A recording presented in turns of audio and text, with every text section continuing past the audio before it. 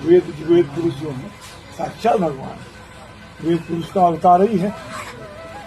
तो राम जी की इच्छा से तो वेद ध्वनि जैसे होती है, जहाँ तक होती है, तो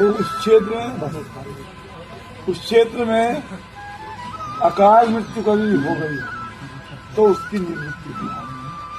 जहाँ तक वेद ध्वनि हो रही हो, किसी प्रकार की किसी जो यज्ञ में भाग ले रहा हो, किसके घर में किसी प्रकार कोई पितृ दोष है या कोई कला है या कोई इस प्रकार से जो घटनाएं घट जाती है, तो उसका सब निवारण है।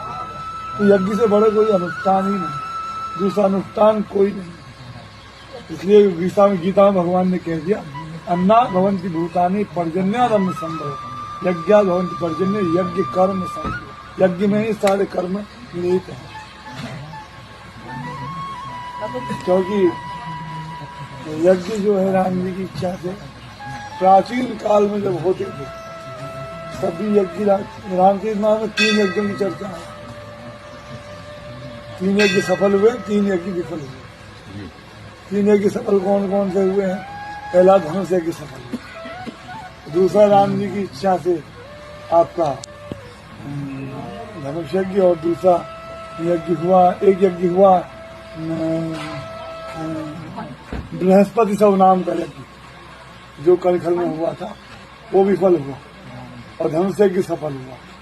और राम जी की इच्छा से दूसरा यज्ञ है, एक यज्ञ हुआ बृहस्पति सब नाम का, विफल हो गया। दूसरा विश्वामित्र जी ने जो यज्ञ किया था, उसमें भी अड़चन आ गई, भगवान ने उसे सफल किया, 2 हो गए। और राम जी की इच्छा से तीसरा यज्ञ जब मेघनाद कर रहा, तो उसको भी हनुमान जी ने, क्योंकि वो राम जी से यज्ञ संसार के कल्याण के लिए किया जाता है। महामारी जो अनावश्यक आ गई, उसके निवारण के लिए, किसी प्रकार कोई रोग आ गया, यज्ञों से तो होता है, तो वो कर रहा था कि भगवान अपने बल बढ़ाने के लिए, इसलिए हनुमान जी ने उसको, तो कई यज्ञ जो होते हैं राम जी की इच्छा से। तो रामेश्वरम पे जो भगवान ने किया था, वो भी यज्ञ था क्या? नहीं, वो तो लिंग था, विधिवत कर पूजा, शिव समान वही लिंग पूजा, तो वहाँ स्थापना। तो यज्ञ से यही है इच्छा से। यज्ञ तो पहले प्रकृति के बैलेंस के लिए किया जाता है, दूसरा समाज की समरसता के लिए, और तीसरा संस्कृति की रक्षा के लिए।